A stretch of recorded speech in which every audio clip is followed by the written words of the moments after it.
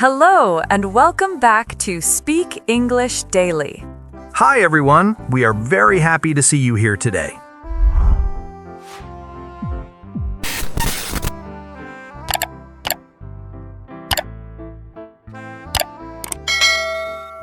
Before we start, don't forget to follow this podcast and listen every day. It really helps your English feel more natural. Now, let me ask you something. Have you ever made a mistake and didn't know how to say sorry in English? Yeah, that feeling is uncomfortable. You know you did something wrong, but the words don't come out. You worry about saying the wrong thing again. And many learners think they need big, perfect sentences to apologize, but that's not true. Simple English works. Simple English is polite. Simple English is human. That's the key point today. Saying sorry is not about sounding smart, it's about being clear and honest. Think about real life. You are late. You forget something. You send the wrong message. These things happen every day. Even native speakers make mistakes all the time. And when mistakes happen, people don't want long stories. They want two things, an apology and a simple reason. Yes, today we're going to talk about how to say sorry and explain a mistake in easy, natural English. No pressure, no complicated grammar. We'll use real conversations, the kind you hear at work, at home, with friends, or at school. And if you're listening and thinking, I feel nervous speaking English, that's okay. Feeling nervous is normal. Making mistakes is also normal. Learning how to apologize is part of learning how to communicate. Let's start with an important idea. Saying sorry is not saying you are a bad person. It just means something went wrong. Right. In English, people say sorry very often, sometimes even for small things. Like when you bump into someone. Or when you interrupt. Or when you don't understand something. That's a good one. When you don't understand, you can say, sorry, I didn't understand. Or, sorry, can you say that again? See? Even not understanding is okay. Saying sorry helps the conversation continue. Many beginners stay silent because they're afraid, but silence can feel rude to other people. Saying sorry shows respect. Even one word can change the situation. And today, we'll keep everything simple. Short sentences, clear meaning. By the end of this episode, you'll feel more confident when something goes wrong. You won't freeze. You won't panic. You'll know what to say. And you'll know how to move forward. Let's begin with the most common and useful apologies in English. These are the phrases you hear every day, and they're perfect for beginners. And the good news is, you don't need many. A few simple ones are enough for most situations. The first and simplest word is sorry. Just one word. You can use sorry when something small happens. For example, if you step in front of someone, you can say sorry. Or if you interrupt someone while they are talking, you can say sorry and then stop. This kind of sorry is quick and polite. No explanation is needed. The next one is I'm sorry. This sounds a little more personal. Yes, I'm sorry is good when you feel responsible for something. For example, I'm sorry I'm late. Or, I'm sorry I forgot our meeting. When you say I'm sorry, you are taking ownership. You are saying this was my mistake. You can also add a feeling word, like I'm really sorry. Really makes the apology stronger. It shows more emotion. You can use it when the mistake is bigger or when you want to sound more caring. For example, I'm really sorry I missed your call. Or, I'm really sorry about yesterday. Another common phrase is sorry about that. This one is casual. You hear it a lot in daily conversations. For example, someone waits for you and you say, sorry about that. Or you make a small mistake at work and say, sorry about that, I'll fix it. Now, here's something important for beginners. You don't need to explain everything right away. That's true. First, apologize, then decide if an explanation is needed. Many learners try to explain too much because they feel nervous, but long explanations can sound like excuses. Simple is better. One apology, one short reason. Also, tone matters. Your voice should sound calm and honest. Even a simple sorry can sound rude if said too fast or without feeling. Take a breath. Speak slowly. Another helpful phrase is, I'm sorry about that. It's polite and safe. You can use it when you don't know all the details yet.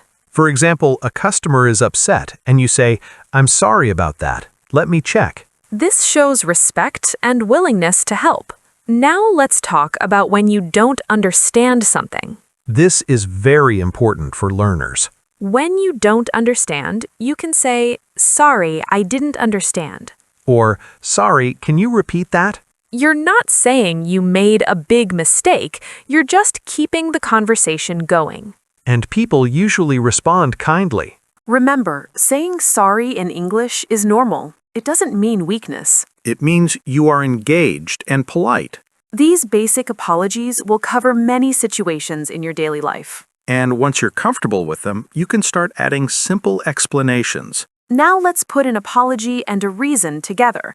This is where many learners feel stuck, but we'll keep it easy. You don't need long sentences. In fact, short sentences sound more natural. A very common pattern is I'm sorry plus what happened. For example, I'm sorry, I was late. Or sorry, I forgot. These sentences are clear. People understand them right away. Another helpful sentence is I made a mistake. This one is honest and simple. You can say, I'm sorry, I made a mistake. Or even, sorry, that was my mistake. Notice something important. We are not explaining everything. Yes, we are just saying what went wrong. Many beginners think they must explain the whole story. But in real conversations, that's not necessary. You can also use because, but be careful. Because is useful, but keep it short. For example, I'm sorry I'm late because of traffic. That's enough. No long details. Or, sorry I forgot because I was busy. Simple reason, clear meaning. If you don't know the reason, that's okay too. You can say, I'm sorry, I don't know what happened. Or, I'm sorry about that, let me check. This shows responsibility without guessing. Sometimes people worry about grammar here. But meaning is more important than perfect grammar. People listen to your intention, not your grammar score. And your tone helps a lot. Speak calmly. Don't rush. Now let's pause for a moment. Here's a question for you. What mistake do you find hardest to apologize for in English? Write your answer in the comments section. Thinking about your own experience helps you remember these phrases better. The goal is not to sound perfect. The goal is to be understood and respectful. In the next part, we'll use these ideas in work and study situations. Places where apologizing correctly really matters. Now let's talk about apologizing at work or in study situations. These moments can feel stressful, but the language can still be simple. The main difference here is tone. You want to sound polite and calm. Let's start with work. Imagine you are late for a meeting. You can say, I'm sorry I'm late. Or, I'm sorry for being late today. Both are clear and respectful. If you want to add a short reason, you can. For example, I'm sorry I'm late, the bus was late. Notice how short that is. No long story, just the reason. Now imagine you make a mistake at work. You can say, I'm sorry, I made a mistake. Or, sorry about that, I'll fix it. This shows responsibility and action. In study situations, it's very similar. Yes. For example, talking to a teacher. You can say, I'm sorry, I forgot my homework. Or, I'm sorry, I didn't understand the lesson. That's an important one. Many students feel shy saying they don't understand. But teachers prefer honesty. And this sentence is very safe for beginners. Another common situation is sending work late. You can say, I'm sorry this is late. Or, I'm sorry for the late message. Again, simple and polite. Now let's talk about what not to say. This is helpful. Avoid blaming too much. For example, saying, it's not my fault can sound defensive. Even if it's true, it can create tension. It's better to focus on the solution.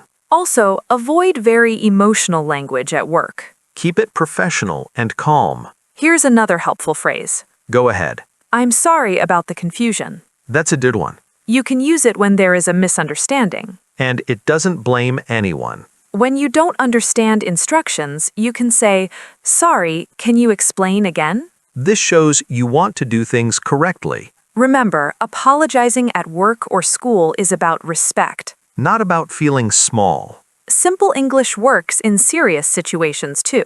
And people appreciate clarity. Now let's move into personal and social situations.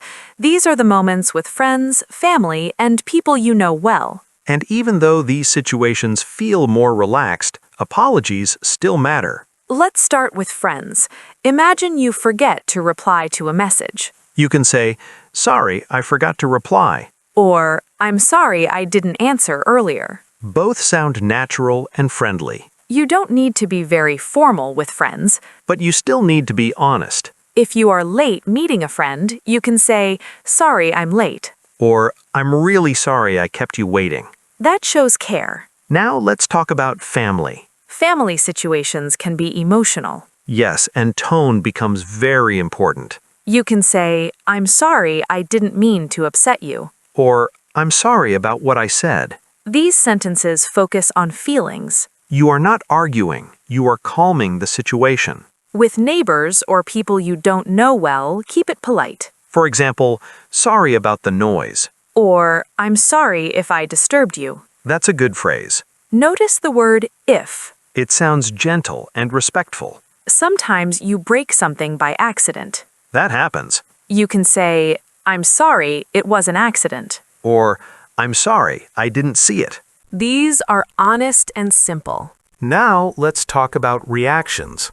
When you say sorry, people might say, "It's okay," Or, no problem. or "Don't worry about it." These mean they accept your apology. You can respond by saying "Thank you." Or, thanks for understanding. That closes the conversation politely, Social apologies are about connection. not about being perfect. People care more about your attitude than your English level. Speak kindly, listen carefully. And don't be afraid to apologize when needed. Now let's talk about taking responsibility. This part helps you sound mature and calm even when the situation is uncomfortable. Many learners worry that taking responsibility means blaming themselves too much. But that's not what we're doing. We're just clearly saying, this was my mistake. A very useful sentence is, "It's my fault." This sentence is short and strong. You can say, "I'm sorry, it's my fault." Or, it was my fault. I'm sorry. Another helpful phrase is, "That was my mistake." This one sounds a little softer. Yes, and it's very common in daily English. You can say, sorry, that was my mistake. Sometimes people explain too much to protect themselves. But over-explaining can sound defensive. It can feel like you are making excuses. Instead, try to keep it simple. Say what happened, accept it, pause. Silence after an apology is okay. People need time to respond. Another useful phrase is, I understand. This shows you are listening. For example, I understand. I'm sorry. Or, "I understand why you're upset." These sentences show empathy. When someone explains the problem, don't interrupt. Let them finish. Then respond calmly. This helps the situation cool down. Beginners often ask, "What if it's not fully my fault?" Good question. You can still take partial responsibility. For example, I'm sorry, I should have checked. Or, "I'm sorry, I could have been clearer." These sentences show effort, not weakness. Taking responsibility builds trust. Even with simple English, People remember how you handle mistakes. not how perfect your grammar was. After you apologize and take responsibility, the next step is fixing the situation. This helps the conversation move forward. People usually want to know what will happen next. One very useful sentence is, "I will fix it." This shows action. You can also say, "I'll take care of it." Or, I'll correct it. These sentences are simple and confident. Another helpful phrase is, it won't happen again. Be careful with this one. Yes, only say it if you truly mean it. People trust actions more than promises. You can also say, I'll be more careful next time. That sounds honest and realistic. If you don't know the solution yet, that's okay. You can say, let me check and get back to you. Or, let me look into it. These sentences show responsibility without pressure. Sometimes you need help to fix a mistake. You can say, can you help me fix this? Or, please let me know how to fix it. Asking for help is not a bad thing. It shows you care about the result. In personal situations, fixing things means listening. Yes, for example, saying, let's talk about it. Or, I want to understand you better. These sentences focus on connection. Remember, an apology plus action is powerful. Even simple action. People forgive more easily when they see effort. And simple English is enough to show effort. In the next part, we'll review what you learned and practice together. And help you feel confident using these phrases in real life. Let's bring everything together and practice calmly. You've learned many useful ideas today. And the most important thing is this: you don't need perfect English to apologize well. Let's review some key sentences. Sorry. I'm sorry. I'm really sorry. I made a mistake. It was my fault. I understand. I'll fix it. These short sentences can handle many real situations. Now let's imagine a full, simple conversation. I'm sorry I'm late. It's okay. What happened? I missed the bus. It was my fault. I understand. Thanks for telling me. I'll be more careful next time. No problem. See how natural that sounds? No big words, no long explanations. Just honesty and respect. Let's try a personal example. I'm sorry about what I said yesterday. I understand. It hurt, but thanks for saying sorry. I didn't mean to upset you. I know. Let's move on. This is real communication. Not textbook English. Mistakes will always happen. In English and in life. What matters is how you respond. A calm apology can change everything. If you remember only one thing from today, remember this. Simple English is powerful. Don't stay silent when something goes wrong. Say sorry. Say it honestly. And keep going. Thanks for listening and practicing with us today.